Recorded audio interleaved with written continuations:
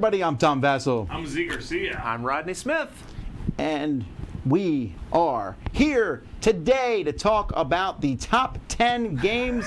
I think we're all checking to see if our mics are on. We're here to talk about the top 10 enemies of gaming. Batteries. If you've never seen Rodney Smith before, he runs his own YouTube channel called... Yes, it's called Watch It Played, where we play games. We show you how they're played. So if you don't want to read that rule book, just throw it in the garbage. We'll just show you how it works. I have never done that. That's a lie. Even I've watched Rodney. Look, even sometimes Everybody's I'll watch seen mine. Rodney. If you haven't seen Watch It Played with Rodney Smith, you're not a real gamer, I think. Oh, wow. Okay, I didn't say that. so point that back. You can quote Rodney Wow. on that. Thankfully, this isn't live. We can fix that, right? Today we're talking about the top 10 enemies of gaming. And I want to be clear that this is, for me at least, partially tongue-in-cheek. Nope. Very partially. I have some actually very strong comments. I'm not worried. It's also not specific. Like number 10 is not Rodney. Rodney Smith. The enemy of gaming. or even like this website. Yeah. Okay, Sure. It's more generic than that. Well, to take you off the hook a little bit, too, this was a topic when I was going to be coming here. You said, hey, here's a list of possible subjects. Was there something that jumps off to you? When I saw that, enemies of gaming, I thought, that looks really cool. Like, I want to talk about that. In fact, I was like, man, I wish I'd thought of that as a topic just to talk about on my own channel. But I'm glad to be doing it here with you guys, because I think it's interesting to dig into, because there are enemies of gaming, things that maybe work against the hobby, or things that can be challenging in the hobby, and we get to talk about that. A few of mine are a little silly, though. Yes. And we've done this before. We have. And I made it, and I went to look at my old list, and I was like, huh, a lot of crossover. I still have the same beliefs I've thought in the I past. have a couple of crossovers and some new concepts that I've discovered are a little more relevant to where we are now than they were whenever that Again, was. like to point out some mine are a little silly. But I'm really looking forward to seeing what you guys come up with, because like I'm looking forward to hearing what you've got, because you're coming at it from a complete outsider's perspective. We've done it before. Right, and I haven't. As a This is shorthand, we kind of know what we mean. Mm-hmm. You don't really, so I'm curious. his I'm number curious. 10, Americans. That would be great, but where do you go from there if that's your number 10? 9, Floridians. 8, we just get Miami. 7, Homestead. 6, the Dice Tower. I get it. 5, Z Garcia. 4, Okay, well, Tom then I Vassell. guess It's a very... I like it. We can skip ahead. That's a methodology right there. It gets smaller. Alrighty, well, here we go. Let's find out who these enemies are. Number 10. Americans. It's not Americans. I'm sorry. Well, it sort of is, actually. In a roundabout way, it kind Fat of is. people, fat people, It really is. It really is. This is, I don't know if there's anything that makes me sadder than when I get a comment on one of my videos of someone who says, this game looks so awesome, I'd love to be able to play it. I have nobody I could play this with. Finding gamers in this hobby can be a real challenge for people. Right. You cannot play games, unless you're a solo gamer, you can't play them alone. Players wanted. I did not see that graphic. Very good. Oh, you didn't make this graphic? No, I didn't I was make like, that. this That's call good. Rodney here at the bottom seems very specific. Yeah, but I mean that is, I think it's one of the enemies of gaming is trying to find gamers. When I moved to Prince Edward Island, a little island on the east coast of Canada, I didn't know anyone there. I didn't know where the gamers were. How was I even going to be a part of this hobby in any kind of meaningful way? Like, who am I going to play with? And, you know, and I think that's a common problem people have. They're not always in places where there's lots of people who want to play games or that they can go to. Now, it's getting better. I think there's lots more cafes, there's more gaming. And the internet helps. Internet helps to find people as well. But one of the challenges of being in this hobby is you kind of need to find people. Like video games, you can just hop on and you have everyone potentially as a potential person to play with. You kind of, there's a physicality to board game that needs you nearby. So That's true. When I play Hearthstone, I can play, just press a button and it gives me an opponent. immediate. Tons of opponents, right? With So I board pick the games, computer. You guys have gaming groups. I have gaming groups I have access to, but there are people who just don't. So Yeah, we but do. even, Absolutely, okay, so yeah, I have a absolutely. gaming group, and I can find people in my family to play games, but there are still those times where I'm like, I'm in the mood to play a game. All by myself. Yes. There's no one at that point in time. Yes, Right. yes. No, that's a good one. All Very right. sad one to start. Thanks, It is Rodney. yeah, I know. Bring us back up, Z. That's right. Laughter is your number 10. I don't want any laughter That's in my right. gaming. What? No. All right, so the way I organized this is my 10 through 6. So the top half is about publisher issues. Okay. Issues I have with publishers. 5 through 1 are personal issues. Right. Issues I have with people. Okay? with the humans specifically. Right, okay. And I actually Name names, Z. Oh, you got it. And they are. I broke them up in that way, but I really do think that, even though I just wanted to group them, these 5 and these 5, I do think publisher issues are less problematic because you can easily ignore them as a gamer. If you have an issue with what this publisher does or what that publisher Right. does, you can ignore that publisher if you want to. More so than the human being who's maybe Right, if you're in a sitting next to game you. group and there's Right. someone who breaks one of these rules, that's a problem. Yeah. They're there Harder at to the table navigate. with you. Yeah. You know what I mean? Yeah. So, there you go. My number 10 is game bloat. Games that give you not enough, not a great amount even, but simply too much. To the point that they no longer have the time to play test everything. They no longer have the time to make sure what you're getting makes thematic sense still in whatever story they're telling you.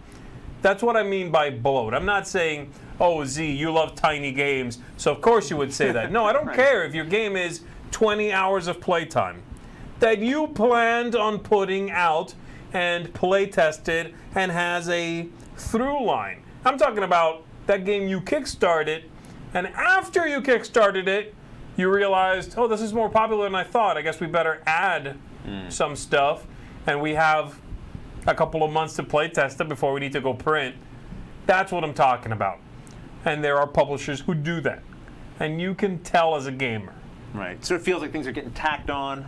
They weren't treated with the same maybe love and care as the original core of the game, and suddenly you've got this extra stuff that's working its way in there. They just don't have the time, right? And so it's this idea of like more. Oh, Right, this for game the sake of promised it. you 20 hours. This one has 400 unique miniatures, 12 years of content. Tom's getting excited. I want that No. game. This want that is game. this was on my short list. I call this kitchen sink. Yeah. You know, yeah, the right. everything but the kitchen sink Yeah. is included. And But now we're getting the kitchen sinking with it. That's the thing. Like I think that's like we're getting everything now. well, Right. let me give a specific example. And I'm not picking on this company, but it just reminded me of this. It's Bezier Games when they did the Suburbia, Right. and you got 25 player colors. You don't need 25 player colors, right? Right, okay, And sure. that's fine. I mean, if you get a lot of player colors, but then when you open the box, I'm like, oh, so much stuff, and it's not really necessary to the game. 100%, right. You don't need it. At least that one doesn't require playtesting. It's just more colors. But why? You really, I mean, that player can settle for a different shade of green. That's okay. I only play forest green. That's right. You know, that's what I'm talking about. This is just now, we're getting to that point that it's content for the sake of content. And honestly, I think it's where, as I think about it, where it becomes an enemy of gaming is it kind of gets in the way of the gaming. Because I want to play this game, but there's all this stuff. There's all this organizing you have to do again. You got to get it set up. You got all this stuff that maybe is a little bit superfluous and isn't really needed. It's getting in the way a little bit, right? And it starts to switch from I'm happy and proud of the games I own to there's so much in these games that I never even see that I start to become burdened by Just the thought of opening games this I game. own. Oh, yeah. You know, it's like you start to feel guilty that you own a game you haven't seen 80% of because there's a new one, you know, and I haven't seen most of this. So it becomes a burden on you. Or you buy a game that you don't really like that much, but you're like, oh, and I wasted all this content. Yeah. So anyway, that's Yeah. my number 10, bloat. Bloat. All right, my number 10, I probably don't have to deal with anymore. You are out of this era. Yesterday was a Marvel's event. My son turned 6. My number 10 is toddlers. No, this is the truth. And this happens, right? People are like, Yeah. first of all, you could say toddlers/babies, right? They'll be like, hey, first of all, I love to come and game. Got to find a babysitter. You want to come to my house and game? Toddlers Not are an enemy of gaming. particularly, right? But then I found, I have 7 kids, I have 6 daughters, and I finally had a son. I found that he destroys games for a couple reasons. One, pure malice and pleasure mixed somehow, Right. and also because he thought that's how they're supposed to be played. And it's a little frustrating, and it's like a pure enemy of gaming. It's like King Kong, or I guess that's more Godzilla, just smashing Sure. stuff. Less babies is what you're saying. Let's have less babies. That is not even remotely I get what it. I'm saying. And it's more of a silly entry, right? Yeah. But I noticed it because in the past couple years, I've lost more games physically than I've ever lost before. Well, Straight up my son's fault. Not even. You're right. I apologize. I said I wouldn't name names. Jim Vassell. He's naming names, folks. It's all coming out. Look, I think everything. When we had kids, you're right. I'm past that stage now. But yeah, it was an enemy to everything. Yeah, but you're aside from raising kids. That's you're all, approaching that's all part 2. I am. Which yeah. I'm going to get to soon too. My daughter will be like, "I'm going to bring over the kids." I'll be like, Yes. That's true. "Lock that It all game comes room, back honey. around. They're coming." Yeah. Oh, wow. And I say this with a smile, and I can say this probably more than anyone else because I do love kids. It's very clear. I have lots of kids, and my grandkids come over. But I have noticed, and to me, the one thing that irks me, and if it's you and you play with me, I'm sorry, but it irks me when someone says, "I'm going to let my kid sit in my lap. Don't worry, it will be fine." And then they're going, and I'm like, and they're like, "Look, I'm going to let them play with a few of these pieces," and I'm thinking, I got toys, they can play with those toys. This is not. I may never see those pieces again. Stop. I can't deal with that. You never had someone sit in their lap and let them. Oh, Look, no, I'm gonna no, let Johnny hold the cards, and I'm like, don't let Johnny hold the I don't get to cards. that stage. Hey, look, Johnny's holding the cards with his mouth. No, that's a problem for me. That's a big problem. I don't put it on my list because I don't have kids. I'm not gonna Invite you over. if you have find kids. myself in that situation. Yeah. You know what I mean? But I have zero tolerance for that. I'm sorry. No, don't. I'll talk about that later because I'm kind of. I can see he's getting. There's another one of these. Take a breath, and then we'll get. Actually, no, that didn't make the list, did it? You knew it would upset you too much. It's basically like, it's not on the list, right? Yeah, like players that are not respectful of someone else's property, be it a game or my table, putting a couple in it, whatever it may be. Sure, yeah. That falls under that category Well, for me. that's just. Be respectful of someone else's property and space.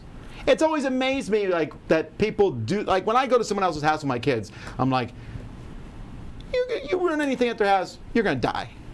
Something on that effect. Like, we're going to someone else's house, and I let you. I've seen you run across our couch in your shoes. You better not do that to someone else's house. And people visit my house who clearly did not have that conversation with their kids. Right. And it boggles my mind sometimes. Like I've had a kid just go in the fridge and get something out, and you're like, And that's the challenge, because an adult. maybe you should say something to your child here. An adult you can kind of address directly, but that toddler who's sitting in the lap doing it, it's like, how do I get after your child? Right, because you'll be like, you shouldn't do that. I'm telling you this because your parent isn't. That's right. I said this was lighthearted. I can't deal. I'm already stressed out, guys. Move on, number 9. Quick. Number 9. All right, my number 9. Oh, I'm upset. I know. It's okay. Look, I'm going to try to distract you from You don't that. even have kids and I you're know. upset. I know. It's a lot. We're gonna work through a lot of things here, and it's gonna be better. Okay. It's gonna be better. On the other side of this, we're gonna come up better, I think. All right, mine is a Americans. very general, maybe philosophical thing: expectations, or as I would put it, looking for the perfect experience.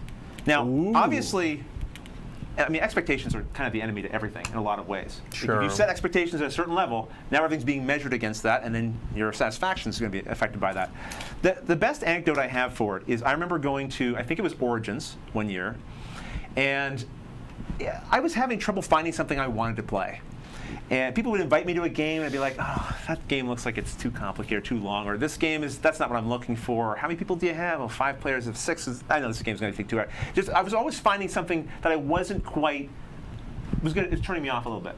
So I didn't play a lot that day. Mm-hmm. And I got back to the room, and Jamie Kagi from the Secret Cabal, he comes in, he's smiling, and he's like, how's your day? He's like, oh, I played a bunch of games. I said, how'd you find stuff to play? He goes, I just played anything that was put in front of me. And I just played whatever came in front of my table. And I thought, I don't do that. I'm much pickier than that. And it made me think, I wonder what it'd be like just to put down some of those walls and some of those expectations and just go with the flow and just kind of play. And I have to say, I started trying to do that at future conventions, and it made a big difference. You found yourself playing a lot of bad games. Yeah. Well, sometimes.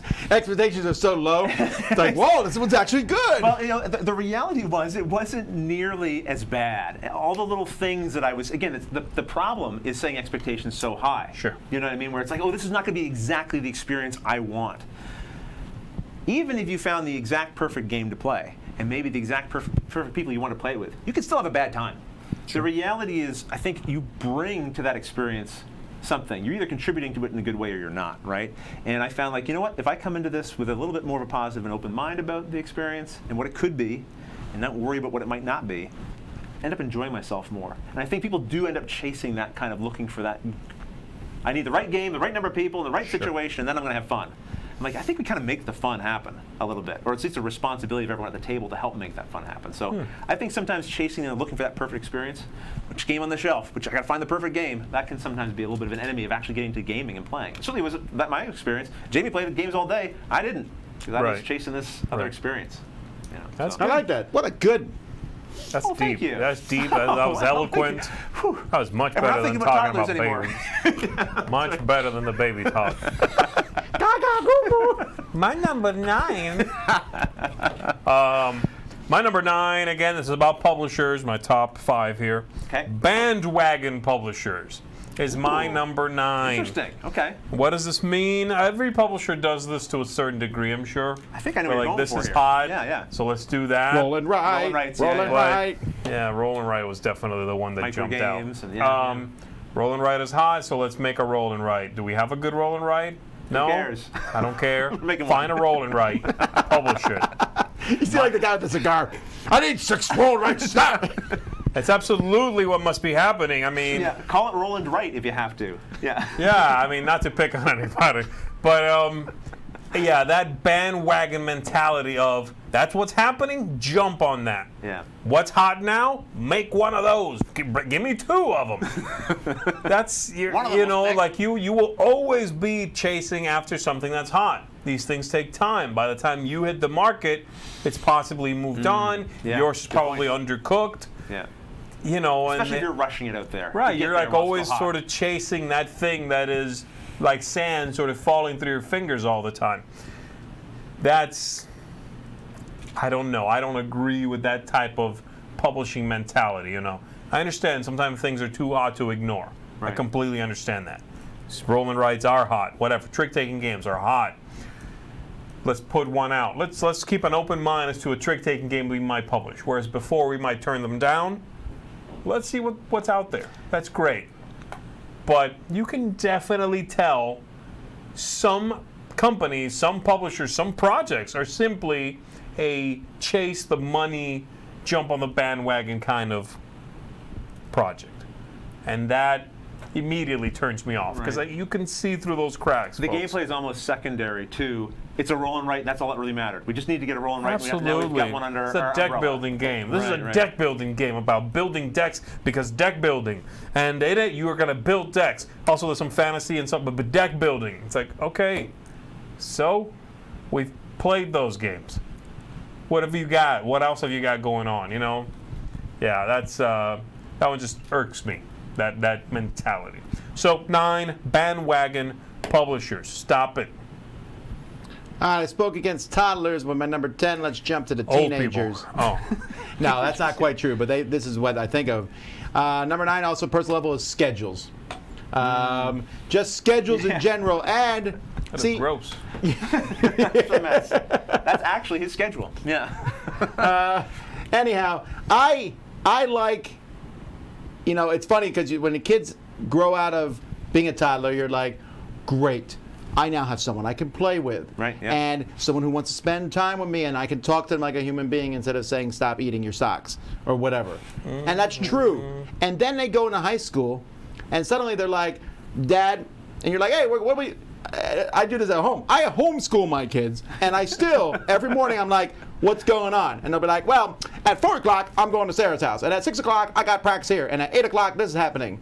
And I'm like, Yeah. how am I supposed to get anything done here? But that's not, I'm not just talking about teenagers, just schedules in general. Yeah.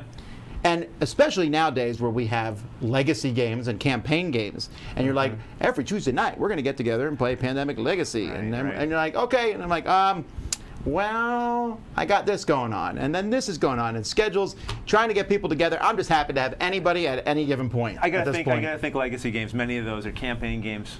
what killed them off for a gaming group wasn't that they weren't enjoying the game; it was scheduling it, and that Absolutely. regularity was hard to accomplish. It's great you mentioned kids because I get that fair bit on my channel because I started the channel with my kids on the channel with me, and people ask me now, "Where are your kids? How come they're on the show anymore? They're not like gaming or what's going on?"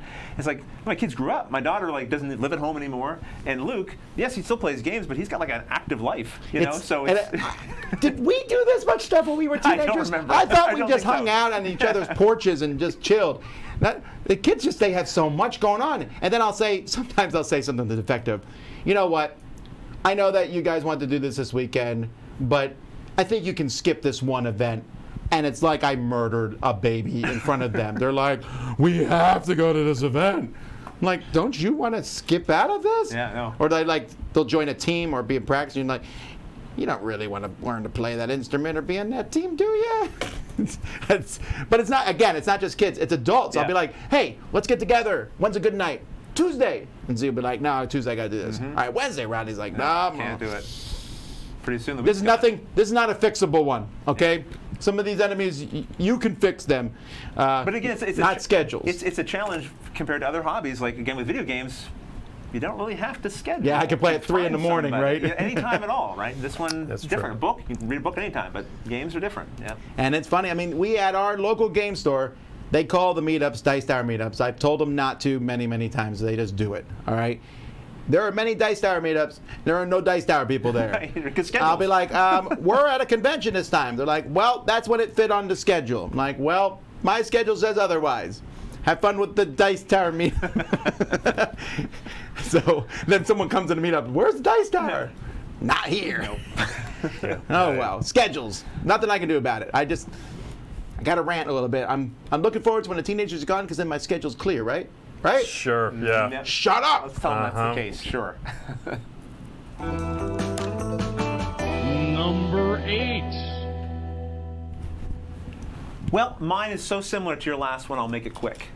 Because mine is one of the enemies of gaming is that it requires commitment. This is a little bit broader, but the same idea. It really comes down to that timing thing. Like one of the things I said is, like one of the commitments it requires is brain power. Like you got to study a manual generally before you can get to start playing. Again, video game. Do you have to read a manual before you can start? No, they have a tutorial thing. You just do it, right? You just jump right in and start playing. Books, you don't have to read a book to learn how to read a book. Well, you do, but when you're young. Then once you know it, you're good to go. But games require this commitment, Sure. an investment of time into even before you get to play the game. You got to invest there. Scheduling, that's one of the things I had under that category again, right? Solo games relieve that a little bit, you know, but again, if you're looking for something more of a multiplayer experience, scheduling is an issue. Time is another issue there because, and I don't mean just within a schedule, but it's very hard to pause a game. Board games are harder to pause than other things. Just sort of put down and get away because you might need that table back. You know, that you have the That's game true. set up on. That's true. Like a lot of other hobby activities, you can kind of pause a little bit easier and come back to later. Watching a movie, you can pause it. It's easy to come back to, right? The other last thing on that was just space. That's the other commitment. When you get into the hobby, especially if you start growing a collection, it's a commitment of space that you're giving up to this thing, which is Yeah. true of a lot of things. Yeah. But board games, unlike a Blu-ray or something else, or even a book, already is like a pretty giant size you're committing to, right? As soon as you get into the hobby. I mean, what do we talk about all the time? What Calyx shelves are you using? What do you know? People talk about the storage of their games all the time because it's a big part of this hobby. So one of the enemies sometimes is the level of commitment that's required to this particular hobby. Yeah, That's my number 8. true. That's a good one. Z's is going to be lack of commitment. Yeah, be more committed. Now, my number 8 is very simple. I'm not going to talk much about this one. Lack of player aids. That's it. Good one. I like Again, this one. publishers, if you're putting out a game and could use a player aid, What's going on? Where is it? put one in there. Put it in Also, there. for crying out loud, if your game's 4 players, put 4 player aids in the Yes. game. Yes. I can't tell you how annoying it is to have 2 and we're passing them pass back around. and forth. That's it. Or you Agreed. put it on the back of the rule book. Which then Z's looking at him like I have a rules thing. And Z's like, I'm sorry, I'm looking at the I'm trying to player play my aid. turn. Yeah, that's it. Just again, if your game could use player aids, put player aids in there. If you're not sure it could use player aids, it can use player If aids. there's a table, you have to go look in the rule book. Don't put it in the rule book. Have a little thing. Have another little one, table. right? Yeah. Have a Little 4. Yeah, I'm with It's you, not man. that 100%. much. It's not that much commitment. yeah. Please. Player aids. All right, my number 8's a bit adjacent to what Z said for his number 9. Your number 9, you called it what now? Bandwagon publishers. Bandwagon. I called my number 8 cash grabs. Okay, so cash grabs are a problem for a couple reasons. One, the IP. I want this intellectual property, and a lot of companies just throw out a game with that property. Someone's excited about that property, they play it, the game isn't very good. Happily, this is less of a prominent industry than it used to be. Right. There's a lot of decent A games. surprising number of IP-based games that are good. There is, Yeah. but you can still go to the store Yes. and easily find a game based on something, and it's not good. The other cash grab was, the other half was what you said, and just where someone else did it, it made a lot of money. Let's all do it. So it's the same thing. It's again, it's easy money, and that's one of the problems I have with, and I'll be very specific on the roll and write, is it's very easy for a publisher to make a roll and write. You literally have a rule sheet, and you have a, you got to make some sheets and throw in a few dice. Yeah.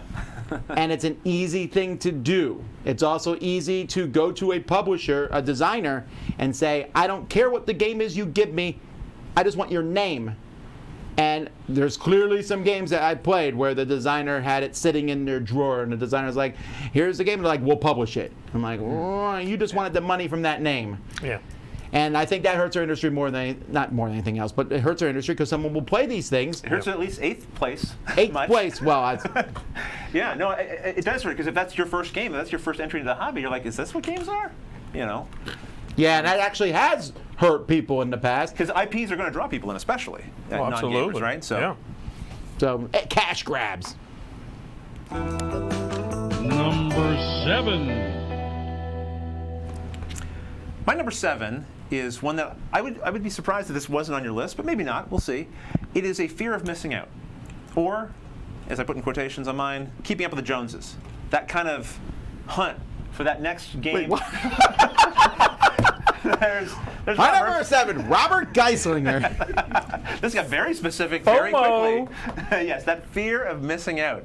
And I'm sure many people have experienced it. I've experienced it. I see something, I see a game that looks interesting to me. Did you cut him and stick him in our studio? That was from a segment, and actually Michael DeLisio said, let's just put Robert in the FOMO segment up there. But that was when he had green screened himself into our Does Robert have a real FOMO issue? No, he does a segment He has a about segment. FOMO. Oh, I see. A segment. Okay, yeah. So I think this is a thing that affects a lot of people, which is why it gets talked about a lot, right? And I think there's a mindset sometimes that gamers get into about, I need to buy this game, not because I even necessarily know very much about it, but because I'm hearing the buzz about it, and I am afraid about the future experience I'm going to miss out on. Yes. I don't want to miss out on that future experience, so I have to buy this game, because this game is going to provide fun for my friends, and I like my friends, and I want to have fun with them. So I must buy this game. It's like, it's the thrill of the hunt. It's a chase. I would argue it's almost a little bit more like an addiction than it is like making a thoughtful purchase. Now, here's the thing. I am 100% on board with anyone who wants to buy games just because they just want to have them. Like, if that's why you're spending that money, because you just like to have games on your shelf, that's fine if that's your thing. But I think a lot of people do buy games with the intention of playing them and having these experiences, and they tell themselves, that's why I'm buying this game. But then the 50 unplayed games on your shelf are telling a different story. Right. They're sort of saying, no, that's maybe not why you bought that game, because you have these experiences that you never got to, because you're still not playing them. It's like almost buying, it's like an insurance policy on fun, right? I need to buy this so I know that I could have You're this fun. buying a promissory note for fun. Right, for fun later. Yeah. And then you get that thing that you bought for the fun, and then you have to go get that next thing, because that's the next Because thing while you're you're afraid having of. fun with the one thing, that one's going out of print. This could pass you by. Yeah. And listen, this is not something I say as in like as a criticism of people. Really, I don't know how you deal with this feeling, because we don't want to miss out on that next fun game, and that's why. I mean, the reason why we bought game 10 after we had 9 games we really enjoyed is because the first 9 were so much fun. We had so much fun with. We want a 10th experience like that, Yes. right? So this is a difficult thing to solve. I guess my solution to it is just try to consider. Look at your past history of buying and ask yourself, are you getting from the games you're buying what you hoped you were? If not, then it might be time to maybe reevaluate or readjust. But I think it's an enemy of gaming, because you're collecting rather than gaming. If collecting's what you want, And great. also, I agree. It If you- drives some people crazy. How people come up in a froth because they don't have a specific thing. Oh, And it's especially like, you'll be right. okay. Right, Your right. life is not less special because you can't find whatever this thing is. For that unique expansion or that little thing, and it's like there's like a craving in there that's Right. not satiated, and that.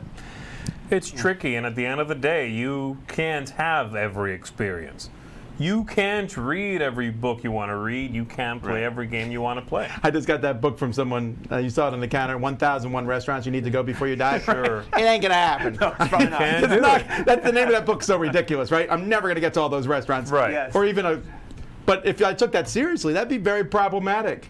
Could you imagine that? That is assuming you eat out every night and somehow have unlimited travel. Right. That's more than 3 years, right, of traveling, And you're doing nothing eating else. out every single You're night. doing nothing else. I have to be super rich for that one to work out. So no, it's ridiculous, right? It's the same thing with games. You simply won't. You know, if you must be brutally honest with yourself, consider that when you die, there will be a game that comes out a That's a week great- after right. that you didn't get to play either. And maybe you kickstarted it. That's messed up. I wasn't going that dark. Good night. I meant you never paid for it. But you also didn't enjoy All joking it. aside, I there's like going to that. be some really distraught widows at some point. Getting Kickstarter games. There's going to be years afterward packages Stuff are still going to be arriving. showing up with Yeah. that person's name on. Sure, Think sure, about sure. that. I don't know how you can fix that extra. I know, No, that, no, that's but- kind of a weirdly depressing thought, but I like it. That's a good mind exercise. There will always be something you're not playing. I think it's true. It's brutal. You've got to FOMO should be like the fun of missing out. Like recognizing I can't do everything. It's okay to miss things. It's all right because you know what's happening? 3,000 more games are coming next year. There'll be something true. else to chase. It's It'll not- be okay. yeah, it's It'll be all impossible. right. And every day that goes on, the hobby has gotten so big that if you're watching this and let's say you're 10 right now, you're never going to be able to go back and play all the games. Right. You don't have enough time left in your life. There's that many games already existing. No. You can't do it. You can't even play all the ones you would consider good. You can't. Yeah, you have to be brutally It's actually honest with made my yourself life that a lot way. easier. We go back and forth sometimes in our top 10s, and I'll be like, I can't believe I haven't played that game yet. Some of those games I've said that about, I'm never going to play. And I'm actually okay with that. It's okay. It's got to There's be. a lot of good games Z has played. He said they're really good, Tom. I think you'd like it. And I still may never play it. And I'm okay. I'll find you. Make you play that game. There you go. So that was my number 7. Robert. Very nice.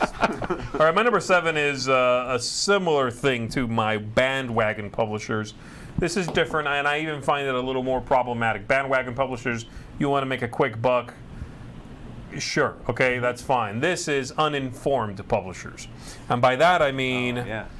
that publisher, typically a new publisher, who is coming out with a game, according to them, it's a revolution in gaming. But it's also basically gone Sean clever.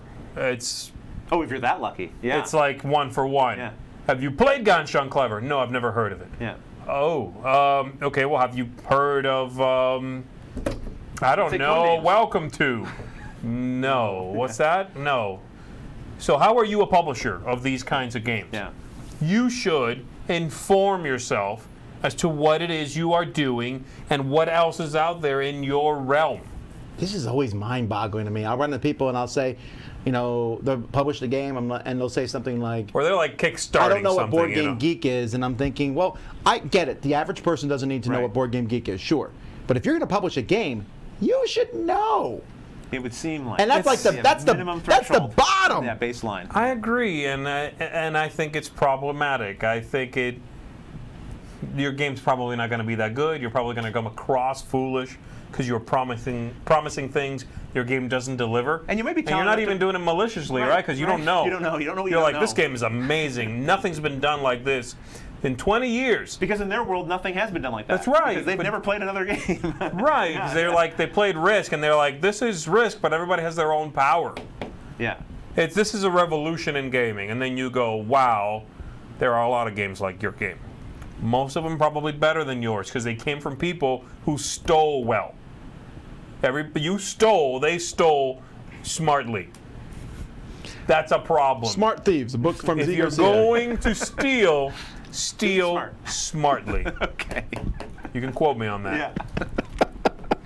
That's my number 7. That's a back of the box. This is a smart stealing of another game's idea. Z Garcia. Kudos to you. Clever thief, you clever criminal, you. Clever thief. All right. My number 7 is, again, kind of on a personal level. And I don't think it's a widespread problem, but I see every once in a while, and I just called it finicky people. I get it. You want your games to be treated well, and everyone has a different level. So I thought about this a bit on the cruise as I watched people manhandle my games. And everyone knows, like, Tom, you don't take good care of your games. No, I really do. I do the component drop and stuff, but Right. I care about them. I don't necessarily sleeve them all. Now I'm going to start sleeving them, but I'm watching other people. But I'm not just talking about finickiness and how you do it, but the way you present it when people come to play games with you. And you're like, excuse me, don't touch that rule book. Excuse me, take your glass of water off the table. I mean, and I get it. You want decorum. We talked about this with the babies and stuff. Sure. But there's also a point where you can be so problematic to those around you. And I've seen that, not just in that, but on how games are played. And I have a weird house rule that I insist that we play, and well, no one's ever heard of that. Yeah. Or I don't like this kind of game, and so I'm going to be finicky about this. So, I don't know. Just these kind of people are not necessarily fun people to hang out with in general. But they get so caught up, the game is more important to them than the people around Yeah, them. it becomes like the game becomes like a museum piece or something. Like, are we playing this, or are we trying to preserve this for like generations to come or something? Like, and that can make people uncomfortable at the table because now they don't know how to behave. Like, I'm not going to wreck your game, but am I allowed to be like a little casual about it? Like, it can be. Or even, I puts mean, pressure just on. like the specificities of the game. Someone might try to do something fun, and it's like, excuse me, we're not doing that right sure, now. yeah. You know, take this seriously. This is a little bit opposite of a few things that may come up on my list, but someone is maybe casually talking to someone else, and it's like, game, Right. you know, Yeah. pay attention. Yes, that I'll agree with. I'll come back to this in a bit because I think you can go too far with that, but you I don't know. I think a part of that is some people are too casual with other people's property. No, though. and I agree with that, right? that weird no, fine no, line, right? right. It's I like- agree with that, and that's why I'm being cautious on that. I understand that, but I've also seen people where they're so caught up in the very specificity of how their game is treated, how the game is played, that they kind of chase people away. No, I get that. I completely understand that. However, most of those people that you're bringing over and have to say that to, if ever, unfortunately, those people are trained that the thing you're showing them or playing or whatever is A, cheap, like really cheap, because they can get Monopoly for Right, like sure. $12, Yeah, sure. and B, infinitely replaceable, because it's been on the shelf since 1920. You know what I mean? That's unfortunate that then they are having a culture shock because they're right. treating it like this is garbage. Yeah. You know what I mean? What's it matter? Like, I could probably tear this in half and go buy you another one like down $10. the street. Yeah, right. Calm right. down. And maybe that thing is really, really hard to replace. Even if it's findable, it's 3 times as expensive as they think it is. Yeah, That's a problem. I had a lot of it's good not their examples for fault. this, like, but I forgot them all. It's neither side's fault. There's a lack of comprehension of what they're sitting around. Yeah. You know, I really do It's one think of those so. difficult things where it's not necessarily someone's fault. You know, it's hard to put blame on somebody, but those things still exist, though, Tom. I think you're right that someone can create an environment where it's starting to feel uncomfortable playing because this person's so specific. That's true. And That's so true. Again, it's not just about the way the treating the game Yeah. is. It's also people who are finicky about the game itself. how it's being played. Yeah. I'm trying not to spoil my future ones coming up. I'll come back to this Yeah, and sure. mention This this in the ties future. into mine a little bit, too. Wild sauce. Number 6. All right. Well, my number 6 maybe has been sort of talked about previously as well. I call this one half-baked games. I'm talking here specifically about. Oh, good picture. I'm hungry now. Yes, those look really good. I'm talking about where there's maybe a lack of development. So I'm not saying when someone plays a game and goes, I didn't like that. That wasn't my kind of fun. They should have just made this different.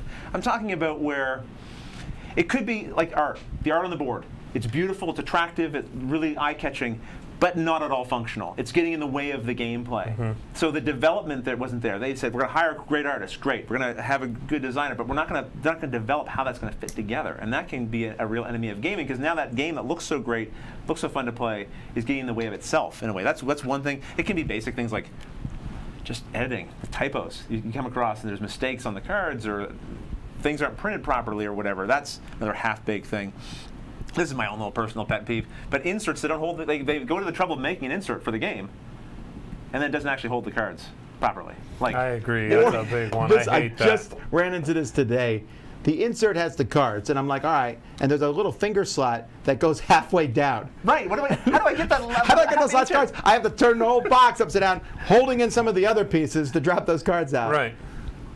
Why? Or like even the deck of cards in the plastic insert, you put the deck in, the top 6 cards are floating. It's flush to the but top. then you realize that the indentation in the plastic is only halfway down the They box. could have gone another inch. You'd never. Yeah, it's like this happens all the time. I do not. Please, someone. I don't get it. Please, someone explain to me why you make the insert for the cards the exact height of the cards.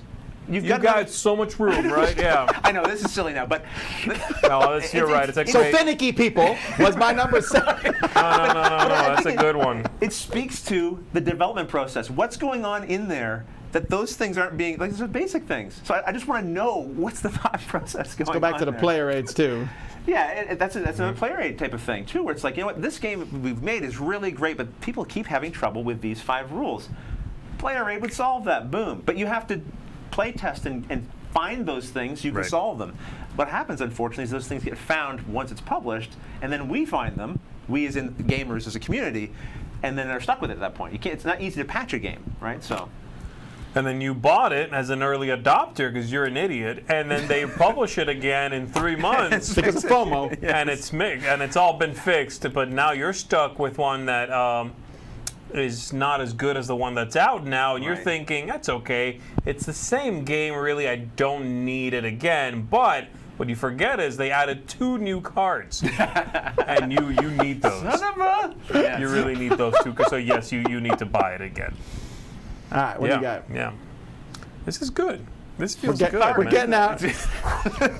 All right, my number 6 is also a very simple one. And again, it's my last one that's specifically about publishers. Dishonest player counts on the boxes. That's true. That's a really good one. Yeah, good one. If your game, I'll give you a scenario. We're talking about new gamers. Right. People discovering games, possibly discovering a hobby through your game. Right. If someone discovers a fantastic game of yours that's brilliant at 4, even better at 5, but they play with 2 because you on the cover said it plays with 2, and your game sucks at 2, they now hate your game. And if that's their first entry into the hobby, they might now hate the hobby. Like, Right. is this what hobby gaming This isn't good. This doesn't Doesn't work. feel right. Yeah. I thought this game was supposed to be funny. It's like there's no jokes between us, and I thought it was supposed to be interactive, but we're not doing anything. Right. Whatever the case may be. It's your fault as a publisher because you put 2 on the cover when you know you shouldn't have. And I'm sorry, you know when you shouldn't. It's painfully obvious. You know, I'm thinking of Scythe because Jamie Stegmaier in the rulebook said, look, you can play this at 7 or whatever the number count was, but I don't recommend it. But I know some of you will try it. But just warning, that's not what this. And I like that. That's fine. I like that little bit of a caveat of going like, yes, technically this game does play till whatever, but I don't suggest it to you. I would even be okay if the box said 2 through 5, best with 3, 4, 5, or best with 5, or whatever. Yeah. Great. Now at least I have you gave me a warning, you know. Right. But I also know leads to- that wider ranges sell more games. I get it. If you say 2 through 6, you're likely to sell a few more copies. I get it. Especially- You're also likely to piss off a few people. Especially that 2-player game. Oh yeah, by the way, there's 5 extra pages of rules you have to read because now we have like an autonomous thing or whatever. Like, it'd be nice to know that up front, that I'm going to be playing a different game because you Right. have like a whole different way of different set of mechanisms. So that review I watched where they were talking about how great the game was at 4 or 5. Right, now it's I'm actually playing and I'm it's getting a different game actually. experience. Yeah. And publishers are constantly pushed for this. The game will come out that's 3 to 5, and they'll say, "Listen, we want to sell more copies. Find a way to make this work for 2." And if Yeah. you can put a solo game in there, And right, put if a you can put solo game in there. Then there's even some worse where some games they'll put 2 to 8, but you only can play 8 if you buy 2 copies of the game. That's real shady. That is really, especially sometimes it says that on the box, Yeah. but doesn't always. And I have Not a as big clearly- problem with that. not as You clear as know, it could. Yeah. you got part of the game. Ha ha ha. So there you go. That is mine. Dishonest player counts on the boxes. All right, my number 6, again, this is enemies of gaming, and so I'm not necessarily always picking things that we can deal with. This is a problem just in general, and I've had more of my games lost to this than anything else, I think. And that's Humidity. water. Water. Oh, that was close. Oh. And I included humidity in that. Okay? So this is actually not what you think. It could be someone spilling water on the table. Right. But water leaking in your house, Sure. you laugh. Yeah, That no, I is a believe it. major Yeah. thing, right? I've lost, when not I came back funny, from man. Korea, I used those dehumidifiers, the ones that just sit there Yes. and have like those little balls in them and then it fills up Right, with water. right. And I used those in Korea because I didn't run air in that house, so I needed the games to stay fine. And I accidentally left one in the box with the games. And like I lost 5 games straight up from yeah, water. yeah. Humidity in Florida here, we gotta be careful. Also, if I can be more general on a broad scale, there's these things called hurricanes, which are a lot of water and wind. But leaking in houses, someone spilling something on the game, and these are, there's a lot of times I've seen someone spill water and it's like, okay, quick, let it all dry out. The game never goes back to where it's been. Yeah, warpy. Well, that's No, actually not another really. thing. Humidity, like again, warping games. Like, why does your copy look so good? Everything's flat, and someone else lives in a different climate, and their Or game- lack thereof. Or lack thereof. We or went whatever, to, we played a game, I remember, we got it at Gamma, we went to MeepleCon, and we opened it up, and then when the game was over, the desert air was like, Just hurling it right up in a ball. Happens all the time, yeah. yeah, and again, you're like, well, that's not the same as the others. Well, yeah, water's an enemy. I was just making a arguably, list. Fire is as well. Acid. That's What else? coming up. That's it.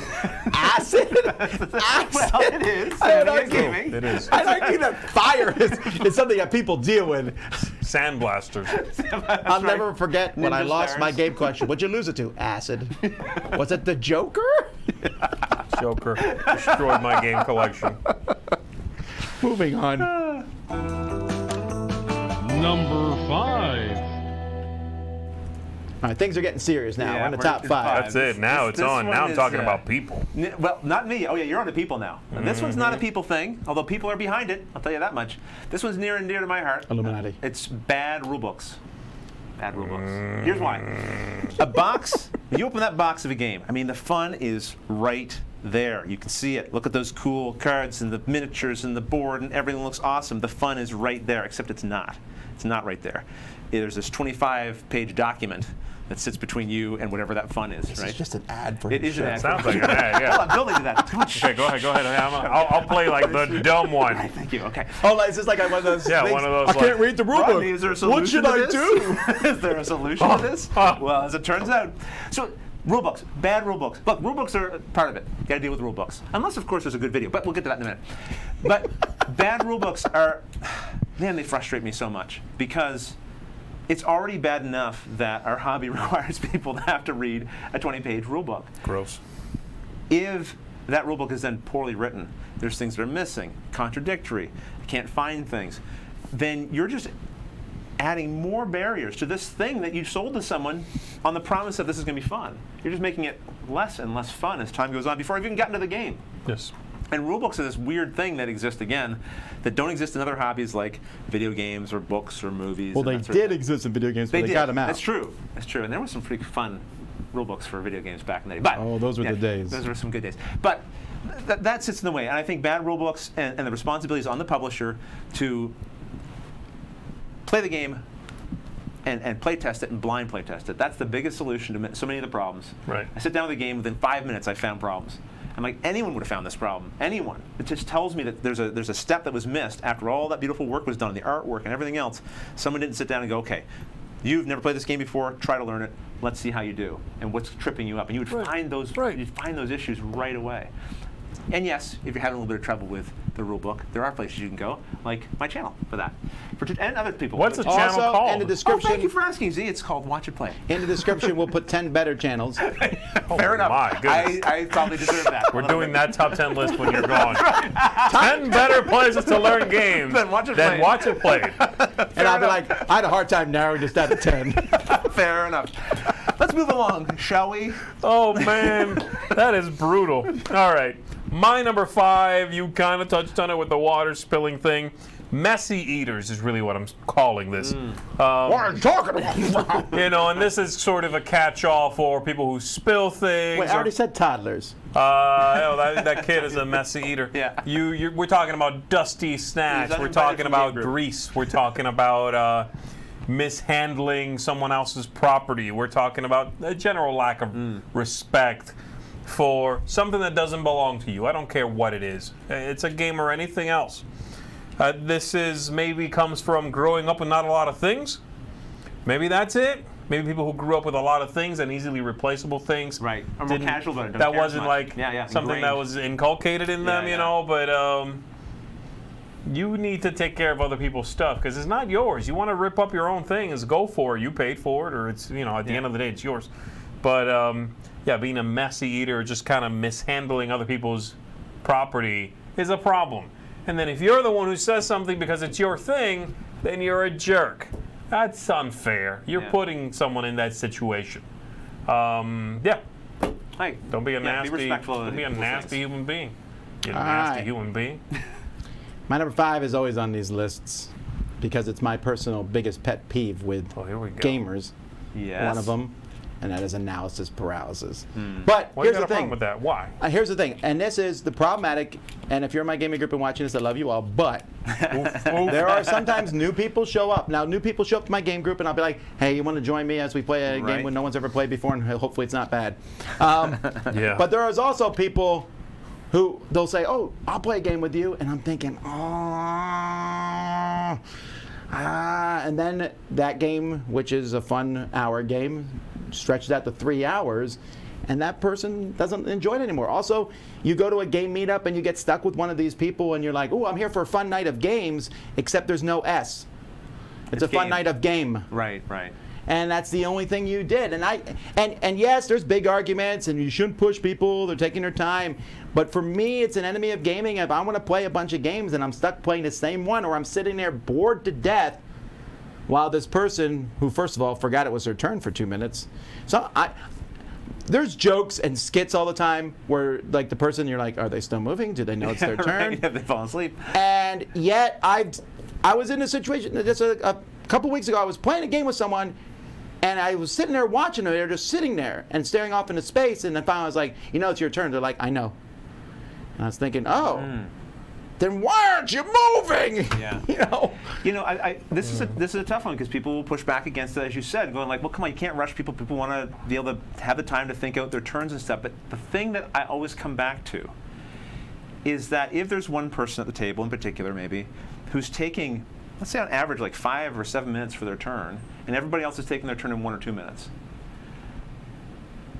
it's unfair because this person is taking more time for themselves in this group activity than anybody else. Right. And if you had said at the beginning of the game, before we sit down, just to be clear, everybody, we're all going to take 7 minutes for our turns. So that means this game, the 30 turns, 7, is going to be 5 hours long, whatever it works out to be. Everyone would have said, "No, thank you, I'm not interested." I don't think anyone would agree to that game. Right.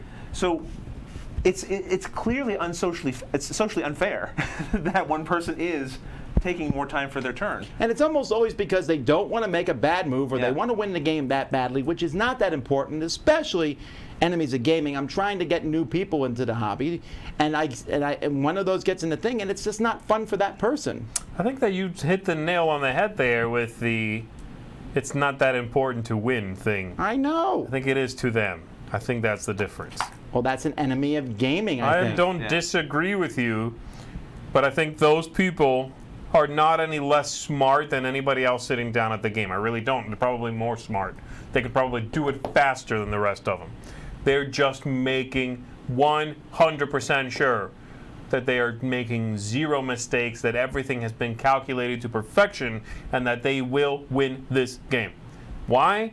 Because apparently it's that important to them. I agree with you. That's unfortunate.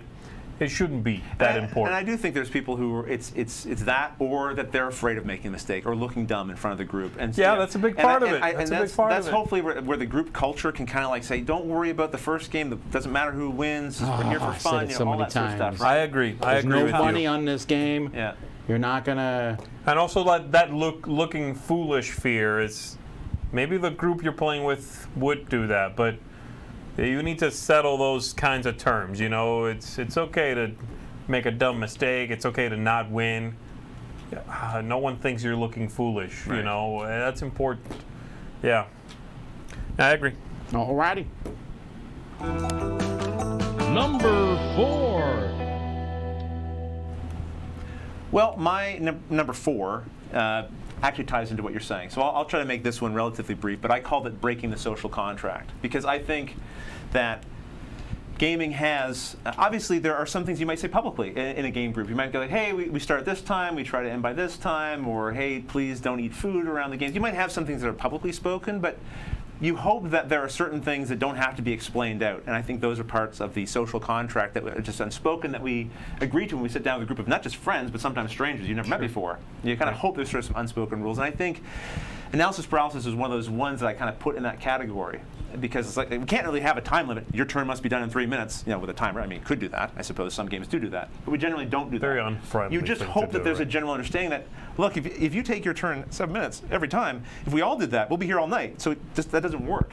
We've got to kind of agree to something that's sort of common amongst us, right? That was one of the things. There's basic things like being overly negative throughout the game. If you're somebody who's just complaining about how the game is going for you, again, that's like an unspoken social rule. If someone's doing that, that's bring it down for everybody else, right? Being a poor loser, being distracted, being on your phone, so you don't know what's going on during the game. Is he sticking a whole extra list? I'm sort of sticking a list. I feel Analysis like this is a sub-top 10. being too competitive, the thing that you mentioned there, right? That can be, again, like the social contract. This is its own. Yeah. It's its own, Got I made my it. own So list. this is Yeah. 4.4. 4A, B, 4C, I have a lot of things I want to fit into my 4D, list. 4E. And I did it, darn it. You did do it. Yeah. So the social contract, the unspoken things that people need to do to make an evening, an event, be enjoyable for everyone. All right. I guess my number 4 then, it was going to be this, but now it has to be people who, when given rules, Cannot follow them. don't really follow those rules. They like to. The rules don't apply to Rodney Yeah, Smith. they feel like, I've got my own Look, channel when on I'm done, I'm outta YouTube. People listen to what I have to say, so I guess this is a top 25 instead. Now, my number 4 has to do specifically with a lot of the things you said, but I'm going a little more specific here. Okay. Impatient learners. And Ooh, this yeah. is folks. Let's just go to the rest of the list. Yeah, exactly. This is specifically those people who you are sitting down and agreeing that I'm going to teach you this game. I know that some folks are not great at teachers, and I know some folks over-explain games. Easy. I'm right here. You do that with a purpose, though. There's a reason you're doing it. Yeah. And this is that person who is I think I willing get it. to I only think I get. it. Can we just start? Let's just start. Let's Yeah. learn. Yeah. and I'll get it. it's- I'll figure it out. It's unfair to the third person sitting there that doesn't really know what's going on Right, yet. doesn't get it. And even if it's just us two, if it is just with one person, I will just start. Mm-hmm. And they will be lost immediately. Right. Yeah. You know what I mean? Well, this is So I let it happen. Yeah. I just let it happen. And then they'll later on, Because in about 30 invariably seconds, they're going to go, I didn't know. Yeah. in 30 seconds, they're about to ask me to actually explain Right. it. That's a pet peeve. It's annoying. I understand. There needs to be a balance there of me not just rattling off every possible card. Totally get it, okay? But sometimes you are jumping the gun a little too quickly. We got to come to an agreement somewhere in the middle. I agree, and I think this really is an enemy of gaming because of that third person at the table, or the other people at the table who are like, don't want to. Oh, if they're ready to jump in, I guess maybe I'm the problem because I don't understand yet. But you're hurting that person's ability Right. to enjoy this experience. Hey, you think you've already got it? Then just sit quietly and listen, and let this other person over here get what they think they Sure, need. Right? absolutely. And then carry on with your turns. Hopefully, you'll be the fastest player at the table then, since you Right. know so much. Right. But, Exactly. So there you go. That's my number 4. Impatient learners. right. All right, I don't want people to think I'm the old man, get off my lawn type thing. Too late. But You already brought up a porch already in this. yeah, well, my number 4, I'm just going to say is texting. Or, I mean, it could be cell phones in general. What does that say? Take your turn. Sorry, too busy. That's good. All right. Oh, wow. That's great. That's good. Okay. Well anyway. done. Well done. Look, I have a lot of cell phones in my family. My kids are on their cell phones all the time. I've sat there with my wife and I said, I remember distinctly, we were at a restaurant several years ago and I said, I can't believe those two people are at the same table at a restaurant and they're both on their phones. I can't believe they've done that. And now I've done it myself with my wife. We've been out to eat. We're just been like, whatever. You know? right. Yeah. Okay, so Yeah. I get all that. And I'm not going to say there shouldn't be phones at the table. But don't sit there and tell me I have this phone for emergencies, which you then apparently have for the next 2 hours. Right. And I don't even mind that you text people at the table. You get a text and answer it, fine. But this side's with the rules. I have people who sit there and they text the whole time. Right. The rules are being explained. And then they'll be like, I didn't know that. That's because you're an inconsiderate, rude jerk who was on your phone when I was explaining the rules. And then this constant, and again, I don't care that you are on your phone, except when it's at the detriment of the game. Where every time it's your turn, I'm like, hey, it's your turn. What'd you do? Watch! Right, yeah. If you can text and be in the game at the same watch it time, play. I'm okay with that. I'm Right. not trying to say no cell phones at the table. That's very That important. boat has sailed. I'm not going to fight Yeah, it. and I think a lot of people will potentially come back and go, well, come on, sometimes there's going to be emergency. We're not talking about that. We're talking about those clear situations where someone's just got another social engagement they'd clearly rather be doing, or at least equally be willing to do, and board gaming doesn't really afford that. I think Not it's- if you're going to be equally at the table with the rest I of don't think us. that's what it is. I think it's that board gaming isn't enough fun. For that person. Yeah. Yeah. I really I also do think people so. are addicted to their phones. Yeah. No, I'm I at the think that point where that I'm- amount, like the, if you put it on a graph, the length of time to the it's like a pipe of water, right? Sure. The amount of water coming out of it over an hour is just not enough. That person needs to turn on all those faucets. They need more stuff happening. You're someone who is very much like that. You don't do it during gaming because gaming is enough.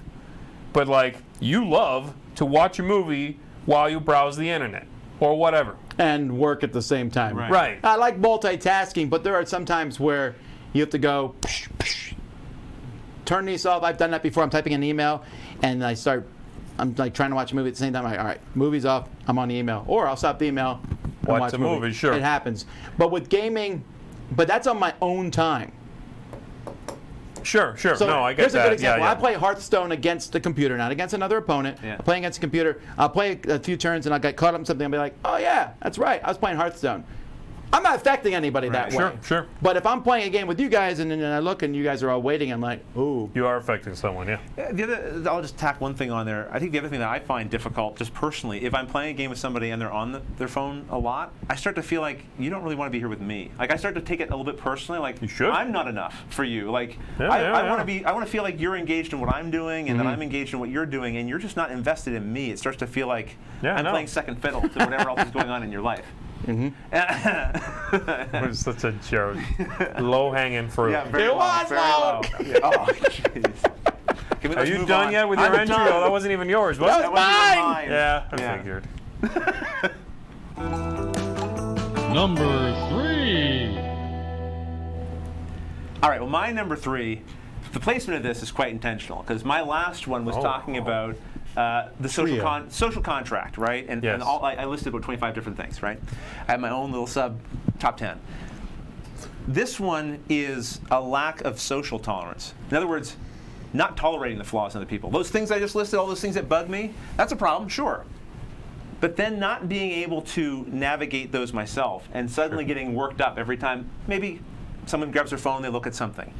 And yes, I agree, there's certain points Right. where it's too much. But then there's people who just they're looking for something to be upset about or bothered by or whatever, right? So, I haven't seen these pictures yet, so it's fine, yes. So just being a little bit intolerant of other people's foibles. Because we're all coming to these games with flaws.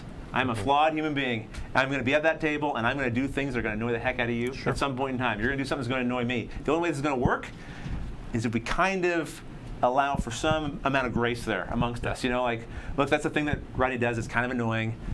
But overall, I enjoy playing with him. Okay, I have my own. At the end of the day, it's not that big a deal. And that, right. maybe not that big a deal. Of course, again, not contradicting what we said earlier, there are things that are going to be breaking point things for me. And I'm going to choose over time, if you continue to do those things, maybe gravitate over to this table and play with those other people instead who don't do that thing. But especially at conventions and things where you're in mixed company with strangers, sometimes I'll see somebody, I don't know, just like kind of call somebody, they're taking too long for their turn, or so we perceive, you know, or maybe they're, I don't know, fiddling with something on the table. And there's, the way that they get reacted to is a little harsher than makes me comfortable. It's like, hey, we're here for like a limited period of time. Let's show a little grace to everybody. This game will be over. We can all go our separate ways, type of thing, you know? We don't have to be the gaming police all the time. Right. Yeah, I think this might be a little bit where I was kind of with finicky people to some degree, where they're very intolerant. Yeah, but that was Yeah. articulate. I know. That's why we brought them on. But yeah, that's good. That does tie My into that kind of number finicky- 4. See Rodney's number 7. Yeah, that's kind of the same idea. He that speak finicky good. thing. He speak good. Speak well. I know, understand. No, I get it. I think you're right. I think that concept of being graceful. So basically, Rodney said, "Why are we doing this list?" He just invalidated our list. I just wanted to be the first one to say You it. can't say anything else now. You'd be like, "My number 3 is we should love everyone." All right, I know, right? Let's put one more button on just to make it even worse for these guys. I think that is one of the gifts of this hobby. Unlike, and I don't mean to pick on video games because I like video games just as much as anybody else, but you can be the biggest jerk on the planet and still find people to play with in video games because you're just always cycling through new people all the time. And board gaming gives us an opportunity to learn to be better people because you have to interact with other human beings in really, and sometimes in uncomfortable situations. Games create uncomfortable, like I'm suddenly lying to you in this game, or suddenly you're doing something that's aggravating me, and I still want to keep playing with you. How are we going to navigate that? I have to confront that. I think gaming is like a gift in that way. Unlike some other things, you can just kind of run from. I don't like it. I don't have to deal with you ever again. I have to deal with that problem. There's my button on that one. Well, thanks for watching our top 10 today. I don't feel like there's anything else we can say. Oh, we'll I find got something. some Don't more, worry. baby. Hold up. You got to follow that. I'm Go not for it. done. Okay. My number 3, I think you might have barely touched on it a while ago in the list here, but I didn't know what to call this, but I'll explain it. I'm calling it Borg gamers, as in Borg. the Borg. Okay. Here's what I mean by this, okay? I'm You intrigued. People, please, you need to stop doing this. This is people who feel the need to convert everyone around them, their family, their 1-year-old kid, their non-gaming spouse, to be like them, to play their games. Anything other than that is but a stepping stone to that. My husband just he just learned Ticket to Ride. Gloomhaven. What do I need to teach them next in order to get them to play Cthulhu Wars? That's right. not that hard. Whatever, ASL. To carry on. Yeah. 18XX. This is my child was just born. You said this. Yeah, I think we were talking about Last this before week. we started. Yeah. What's a good intro game so that they can eventually play Agricola? Right. You're insane, okay? You're very ambitious. Also, you're very inconsiderate. Maybe your husband or your wife or your kid, A, don't want to play games. You should be okay with that. But B, might want to just play games that are as difficult as Ticket to Ride. That might be bliss for them. Right. But you feel the need to push your Borg agenda on them so that they can stop playing Ticket to Ride that they were perfectly content with and then play Wingspan and then play Gloomhaven. Right. Why? Right. Because the Borg is convinced that their level of fun that they're having is the level of fun. And they don't realize that that person who's playing Ticket to Ride is having the most fun that they could really get out of that gaming experience. They're not going to have that fun in Gloomhaven. No, but you would. If you just played Gloomhaven, you'd have the same fun. No, that's like when my mother used to tell me, just eat that squash. You'll like it. No, I'm not. That's not. I don't like that. Right. Do you like squash today? A little bit. Shush you. That wasn't my point. It's I was expecting you to say no. I know. I couldn't. I had to be honest. But you know what I mean? Like I agree 100%. I know that my experience can be your experience. If you just do what I'm telling you, you will have the same experience I'm having. And that's just not how it works. And I get that compulsion. I get that compulsion. It's simply but not it's true. wrong. It's that idea of like you being your entire whole world. You need to see through other people's eyes, put yourself in other people's shoes, pick the one you want. This happens at amusement parks. Like my kids will be like, to one kid, they'll be like, ride the roller coaster, you'll love it. Right. I'm like, I don't really like that kind of ride. You will ride. Yeah, like you're wrong. They're not. No, they I would not have guarantee fun. you, They will not have they fun. know more about themselves than you do about them. And the problem People is, are like that. You know, some people, I just, it's a huge pet peeve of mine. I see these threads all the time online. You know, it's like all these experiences significant others are having or kids are merely invalid and just stepping stones to what they real gaming. should be played, to what they must enjoy. That is really dismissive behavior of people. and I think one of the real problems with it is that you will find situations where, yes, you did take someone from Splendor to Gloomhaven and they had a great time. Just because there are some exceptions to the rule doesn't mean that that's the rule you should follow. I right? agree. And so I'm with you. Don't hang your hat on a couple of cases where you were able to get someone into that thing, that destination you wanted them to. for a lot of people, it won't be the same A lot of people get resistance along the way also, and then like they hit a wall and they go, oh, I guess, Wingspan wasn't the right stepping stone. I'm finding another game. I'm pushing in there. You know what I mean? I'm getting in Find there. some other way. I'm getting you to Gloomhaven. You will assimilate. Like somebody might say, like, oh, I really enjoyed Ticket to Ride. This is a little complex. Oh, it's not that they are happy at Ticket to Ride. No, you just picked the wrong next step. Right. I will find another next step. You need to stop. All right. My number one. 3. Good one. My number 3 is a crossover, and it's rule books. Yeah. Right. And then, I didn't. Do you have a channel where we can learn how to play games? Oh my! Actually, it's not even just bad rule books. I was actually thinking Enemies of Gaming, it is bad rule books, but rule books themselves, they're really difficult. And I would argue that I read more rule books than almost anyone alive for games.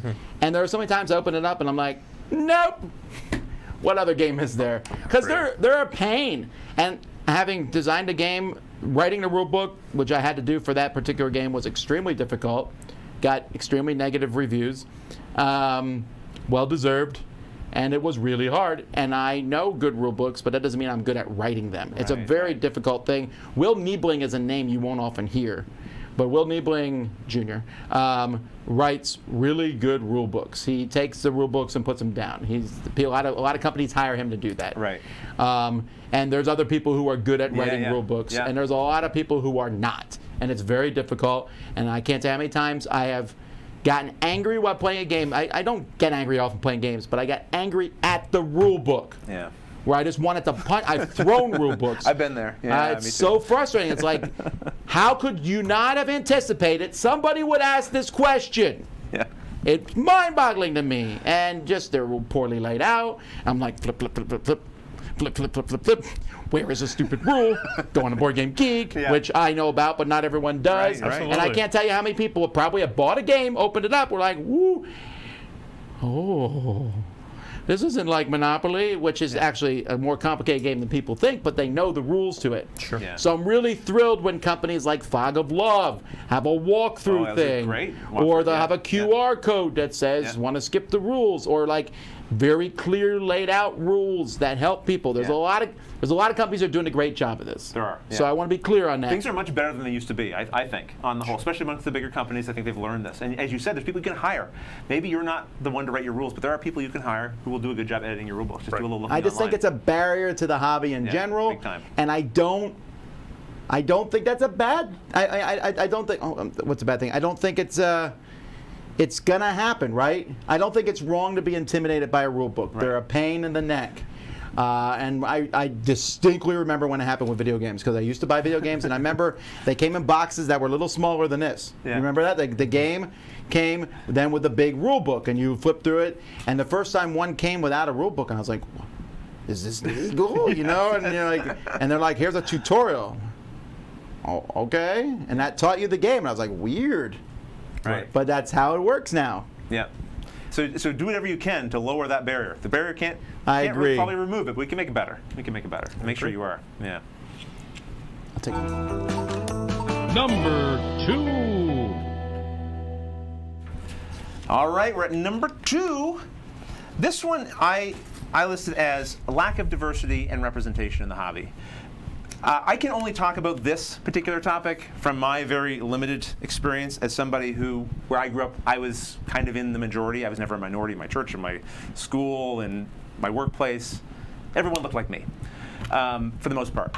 So I can only talk from that narrow experience. But what I do remember as a kid playing games was that I would often pick the character who looked like me. If there was people to pick from, I would pick the white guy with the brown hair, and if I got lucky, maybe brown eyes too. Because I wanted to be the hero. Not by the eyes, huh? Well, if I could find them, if I had options, and that was the thing. I often had options, and I wanted to be the hero in the story I was playing. I wanted to be the knight who was going to go, fight the dragon or whatever. I wanted to sort of embody that. Maybe it was a lack of imagination too, but I think it was, I wanted to put myself in that situation. And I felt like growing up that the board gaming hobby gave me lots of great options to do that. Like I felt like I had lots of options to pick from. I could pick something that looked like me. And I don't feel like the hobby traditionally did a good job of offering that option to other people who didn't look like me. It was usually, if there was like 6 characters, 5 of them would be guys, white guys, and 1 of them would be a woman in a chainmail bikini. You know, like that was what you were picking from. That's what it felt like. You know what I mean? And there's a subtext to that as well, I think, which is when you see yourself in the options that are being presented, it kind of communicates to you, this is for you. I mean, because look, we're making a game. We put all, let's just say, white guys as the characters to pick from. It's kind of communicating that's who this is for to play. You know what I mean? And so I think that it's changing. I think in good ways. I think we're seeing more diversity in the options of games. But I think that's because people have been advocating for it, oftentimes in the faces of other people who kind of go like, "Man, who cares? What's the big deal?" You know. And I feel like that. Hopefully, that shift is happening because people are saying, "I want this to be seen as an invitation to more people who don't just look like this guy does." You know what I mean?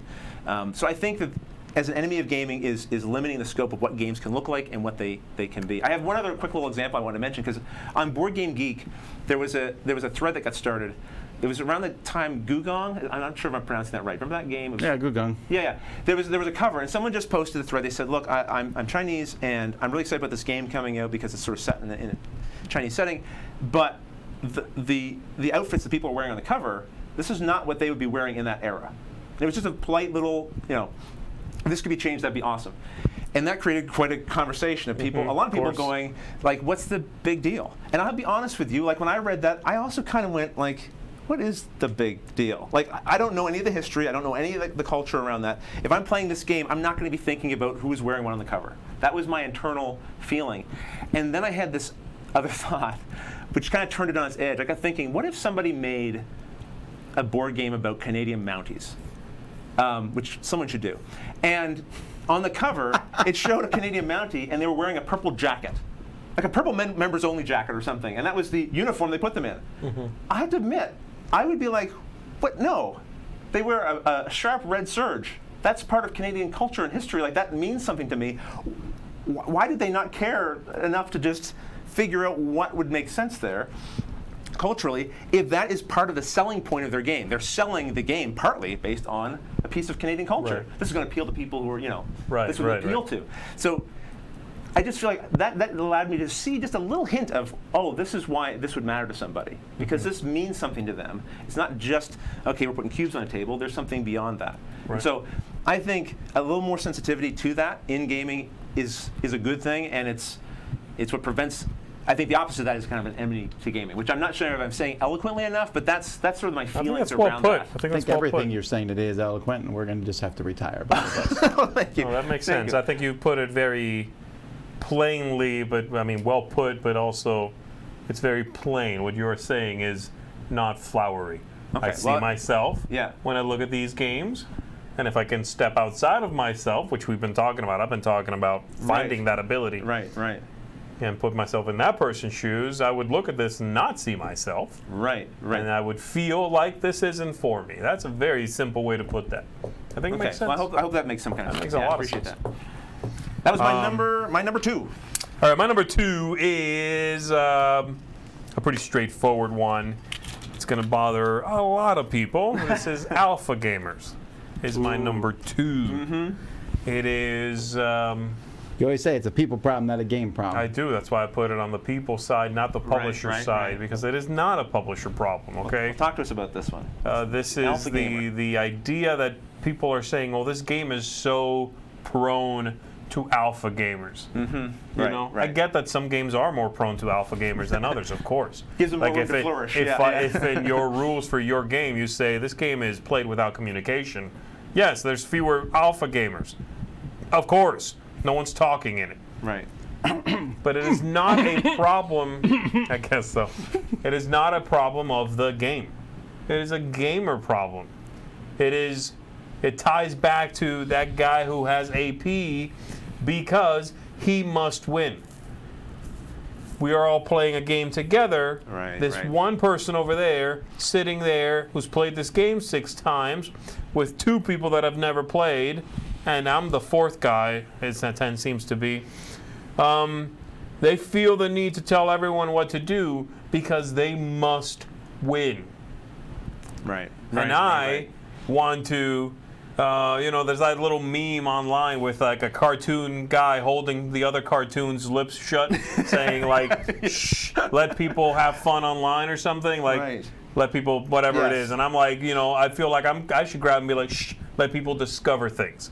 Okay? Because that's what they're taking Stop. away. You're right. That's what that alpha game You're is taking away. robbing someone Yeah. of an experience you had yourself. Right. Right. Discovering this game. I don't need them to win. I need them to have fun. You know what, though? Part This of the isn't- journey is discovering a game. This isn't just co-op games. We often assume sometimes that people are pretty stupid coming to a table, and unfortunately, this is often directed towards people who don't normally play their hobby. Like I've seen this happen a lot with spouses, women in Yes, particular. yes. They'll sit down, and their boyfriend or just someone at the table will be like, "Well, this is what you should do," Yeah. and they'll it's like, physically do well. it. You could point out a few options, but you better be that way to everyone if you're doing it, first of all. Mm-hmm. And then secondly, don't play their turn for them. There's one couple I won't play with, actually, Yeah. because that happens. I can't stand I'm right. playing against one person twice. And it yes, really yeah. bothers me. Yeah, It's like, yeah. they'll go, oh, I'm going to do this. All right, you need to do this, this, this, and this. Maybe they can make their own decision. And I think no, that's it's really very bad. uncomfortable. And it's really uncomfortable for new people that you come in. Sure, they want help. Sometimes.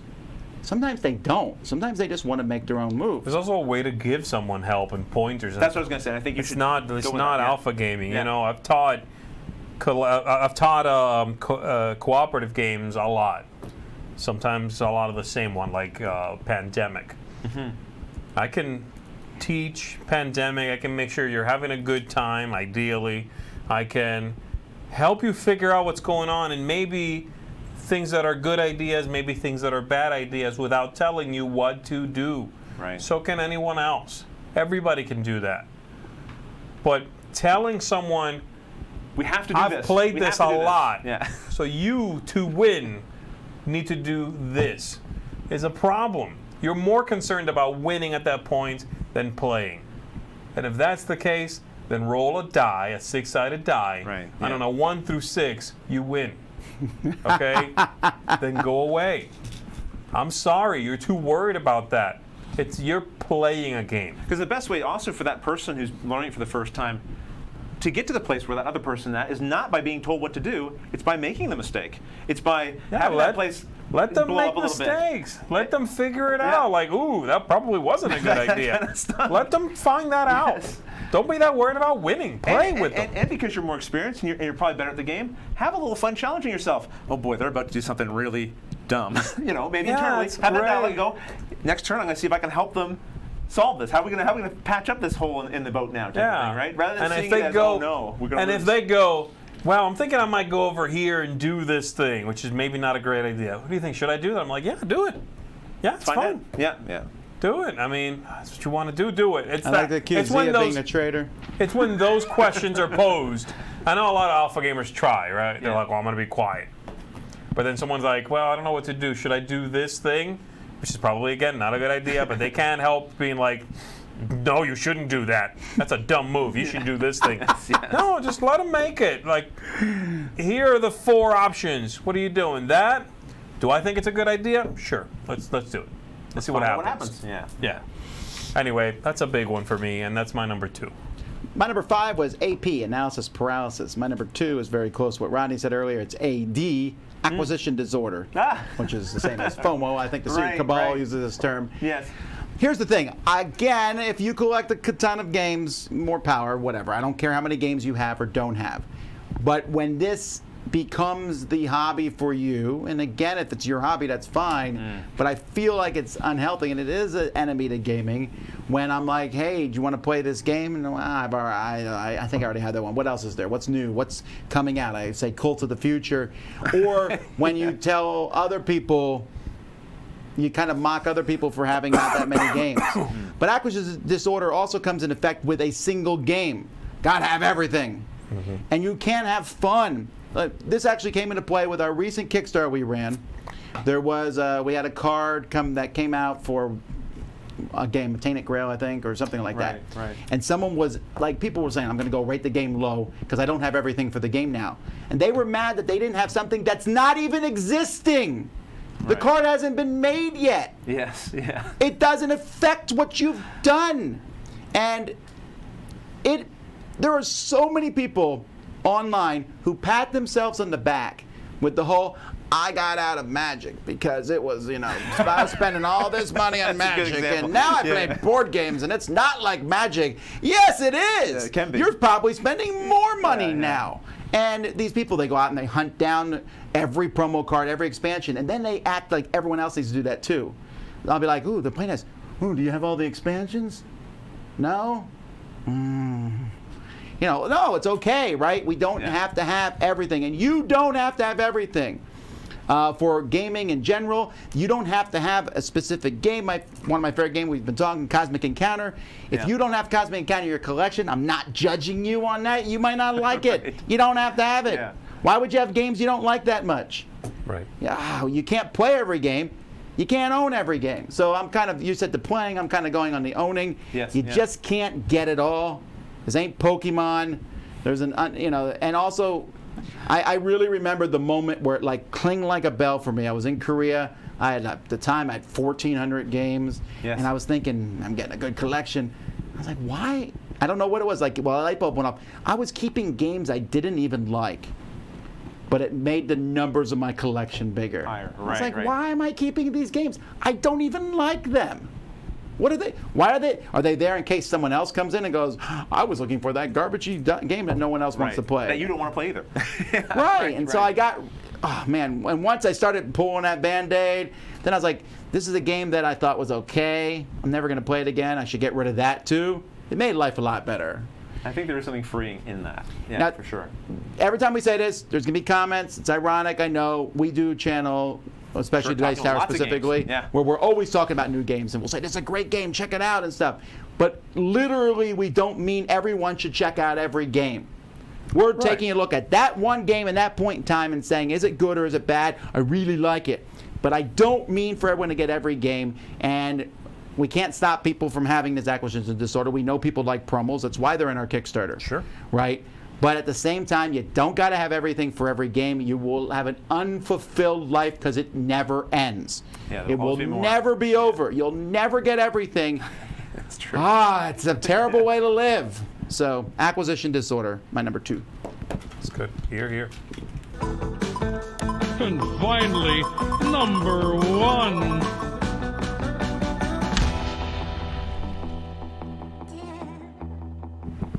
Well, here we are. We're at number 1 on the list, and I chose one that I think is going to dovetail into what yours just was. You said Okay. alpha gamer, right? Yeah. I call this the serious gamer. All right. And I like capital S, serious gamer. Now this is a little bit of a nuanced one because, let's be honest, serious gamers, people who are really passionate about the hobby, people who are really into it. They're also the people who usually are starting game groups. They have a nice big collection of games to help share with their friends, and they're advocates. They know all the new stuff coming out. They can talk in an educated way about the hobby and help fast track someone maybe who's new into some really great games. So serious gamers are great. I think I'm probably a serious gamer myself. I imagine we're kind of serious gamers. But there is I this don't weird ever joke or smile. about games. It's serious business. There's a little tipping point, though, into certain kinds of behaviors where I go like, oh, this person's really serious about gaming, and I just get to get uncomfortable. I remember there was an example recently on Facebook. I saw someone made a post. They were getting a game set up. This was quite an involved game to set up. So they'd set it all up. And they just put a little post saying, game's all set up. I'm really excited to play. Never played before. Does anyone have any tips for learning how to play this game? And someone responded with, yeah, I have a great tip. Pack it all up, put it back in the box, throw it in the garbage because that game sucks. And I want to reach. Oh, my. I want to reach to the screen, and I understand what that person's doing. They didn't like the game, and they just want to, like, I don't know, warn someone off or whatever. But like that is, you're taking your opinion so seriously, like. You believe that you need to tell somebody that what they're about to do, this is the thing they're excited to be doing, is not worth their time. Like, what a buzzkill in the name of being a serious gamer. I can't help but see it. You're taking your thoughts and your ideas so seriously. And I see this all the time when someone talks about something they're excited about. That game sucks. You shouldn't play that. That's a waste of time. That's like a level of gamer who really I will thinks, say there is a difference between saying that game sucks and saying, I think your opinion is invalid. I will say that, right? And Because listen, I'll say a game sucks all day long. Yeah. But I also don't think if it looks good to you, you shouldn't play it. Well, I think it's That's context crazy too. talk, you I think know? it's context too. Like I would hope, I don't know, like if someone was like saying, if they were expressing, I'm really excited to be playing this game, I wouldn't want the first thing. If I thought it sucked, I probably wouldn't say that to them. No, I no, personally of course wouldn't, not. I right? mean, but in conversation, in the context, I might say, oh, that's not a game I really enjoy. If we're just talking about games, Sure, oh, that's not a right. game I like, you know. But it's the context, and some people, it's kind of like that alpha gamer. They can't help themselves. They've got it's to a like get right in there. self-centered nature. Yeah, gotta get right At the in end there. of the day, that's what it is. It's about being self-centered to a degree, okay? This idea of my experience is more valid than yours. Right. I'm not going to negate your experience, right? Just like you shouldn't negate mine. If I think it sucks, Right, then that's- in my world, it That's the sucks. truth. That's your truth, right? Yeah. Right, that's my truth, exactly. Yeah. But if you're excited to play that game, if you love that game, that is then your truth, and I shouldn't invalidate that. You know, I think that's insanity. Yeah. These people who show up and say, well, why do you like it? You should throw it away. You should pack it up. It's a bad game. Not if they like it, it's Yeah, if not. they're enjoying it, then that's a win. That's If okay in a way, for like, them. It's good. It's okay for people to be different from you. I don't go to a movie not to enjoy it. So like if I go to a movie and I enjoy it, then I've had a success. If somebody else went to the movie and they didn't enjoy it, it doesn't make their experience invalid. It wasn't a good movie for them. But I kind of won in that situation because I enjoyed myself. We want people to enjoy Sure. themselves, right? So that was one thing. I'll just say a couple quick other things about serious gamers. I think serious gamers, unfortunately, they talk in gamer speak. They talk about Euros, Ameritrash. That's fine again. In the context, for example, of what we're doing here, this is a right, board sure. game show. We're That's what talking we about do. two board gamers oftentimes, right?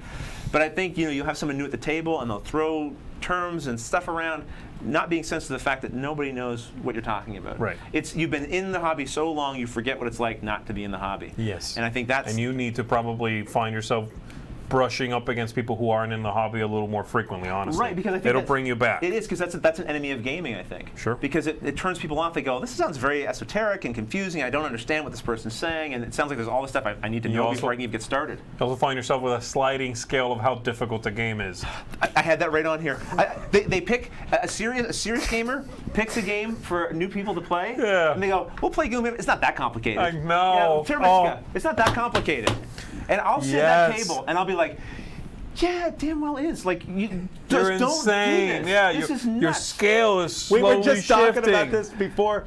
It boggles my mind that you go the advanced squad leader and the weighting ranking on Board Game Geek is like a 4.5, which means someone didn't rate it. Lots of people didn't rate it a 5. Then what is? Yeah, what is it? There's nothing. Come I on mean, now. It's wild. I just say like just dial it back a little bit. Be passionate. If it's every now and then, just check yourself. Every now and then, just check yourself. Try to remember what was it like before I was in gaming, Yes. and then just try to recalibrate occasionally. I grew up playing 18XX. But Give me some more stock.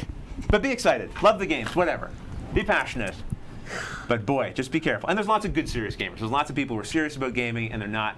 They are aware and conscious of these things. But just be cautious of those little blind spots we sometimes have. Yeah, I think I thought that's- this might be your number one. This is very, no, it's very well put together. I think you have a lot to talk about there, a lot to unpack for people who are watching. Mine is nothing like that. Mine's really kind of, not a very serious thing. Okay. It's a very serious issue. Right. I think it's not as intellectual. All right, what you Body got? odor. No! Wow, I'm surprised. I would never He have went guessed there. this. Yeah, okay. Let's talk about this. You gotta wash. You need to wash yourself with You gonna give us aromas. your full routine? I want need the to, Z Garcia routine. You need to maybe consider aromas that you can apply to yourself. You need to consider that the scent perhaps that you are trailing behind you. You need to maybe consider that other people are not as accustomed to your body odor as you are yourself. I'm being tongue-in-cheek. No, it's just, it happens. It happens, unfortunately, and it's a stereotype that we kind of go ha ha ha about because you know what? It's largely true. There are a lot of folks at conventions, at gatherings, at get-togethers that do have a problem with it. And I know, look, sometimes I'm not trying to be insensitive. I know sometimes it is a medical condition. And if so, then it is what it is. I assume they've talked about it with their doctor and tried to figure out, a solution. That's fine. I'm talking about people who are just, you can tell they're a little under, the hygiene bar isn't quite being met. Maybe a little more cavalier about it. Yeah. They're not considering it. It's a good tip just in general, because again, gaming is a social experience. We're generally sitting in pretty close proximity to each other. Not only is it like, and that body odor thing isn't necessarily what we might traditionally think of. Sometimes like you need to apply a little more deodorant or whatever. Sometimes it's you've applied a little too much deodorant, like a little too much cologne. That could be. Thanks, Mr. Axe. You know, you've put on, like, you sprayed yourself, you coated yourself in scents. I just want to not know you exist. That's kind of what I want, like, in terms of... I agree. Please use that quote of Rodney's out of context. I just want to know that you don't exist. Is that what it's like special effects in a movie. You don't want to notice they're doing it. It's just there. And I think that's the same thing with this. I agree. It's like, I don't want you to smell like a rose, because that's like too much. And also, like, we want a certain level of sanitary level. There's right? a few perfumes I've smelled, and I was like, I like that. Yes. Yeah, I know it. Again, it might seem like a weird, petty number one, but it is also one of the most, no pun intended, We need to get that picture up the screen. It's one of the most potent, hard to ignore things you might discover at a gaming table. Right. It really is. When you're being obnoxious at a gaming table, you're probably not being obnoxious all of the time. If you smell bad, it is with every breath. Every breath you take. Every breath I take, actually. All right. Go. My number one is a crossover with Rodney. It was his number one. I called them Uber gamers. There we go. The biggest enemy of gamers is gamers themselves, and this comes across. Oh, you guys are in so deep. So many ways. You know, we make a lot of jokes here on the Dice Tower about the heavy war gamers and the heavy Euro gamers, and I get it. They play different games, and we do, and that's that. But that really bothers me sometimes. So this was a really funny thing that happened at the gaming meetup that we did on Saturday, which it happened to me, so it didn't bother me that much. But I got there early. It opened up at 11, so I got there at 11. A bunch of the heavy Euro gamers came in. I sat down. I started setting up some game I was going to play, and the heavy Euro gamers, there was like 6 of them. They're like, okay, well, we're going to set up. We have enough people for one game. Maybe it looks like we're going to have to split into 2 games. Then someone else called and said they were there, and the guy said, yeah, we're going to have 3 games total going. You know, and I said, I also have a game. And they looked at me and like, oh, yeah, that's right. You're playing a game, too. And it was kind of silly, right? Ha, ha, ha. Yeah. But it's not that funny in a lot of ways, because we kind of look down. In my game meetup, there's a guy who comes every time with Monopoly and Life and all kinds of stuff. And I can look at him and go, not as good as me. My games are better than his games. Now, I won't play his games with him, unfortunately. I just don't want to play those games. But he's not less than me. Right. The role players are not less than me Yeah. that are there. The Magic, the Gathering players are not less than me. Right. And the War gamers and Euro gamers, the guys we're just talking about, they are also not less than me. They're just different.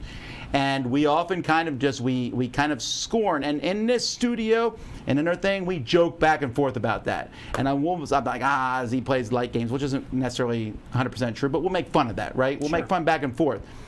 But I got to be really cautious on this, and I've burned myself in the past where I have kind of put down someone else's games and they bothered them some. And if I walk by a table now and someone's like, hey, what do you think of this game? I'm like, it's a trap, you know? Especially if I don't like it. I actually don't have that problem. If somebody does ask me, what do you think about this game, and I don't like it, I will tell them I don't like it. It's not so much even that. I think it's not even them asking. It's my love of talking.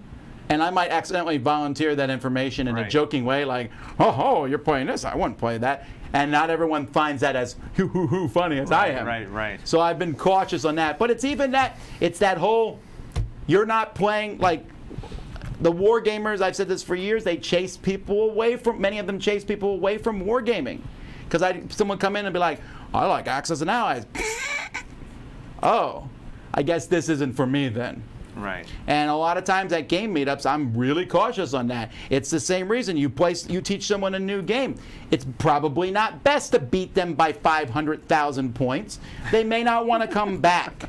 Right. My goal is to make gaming enjoyable for people, not to destroy them, not to prove that I'm better than them, not that my hobby is better than them.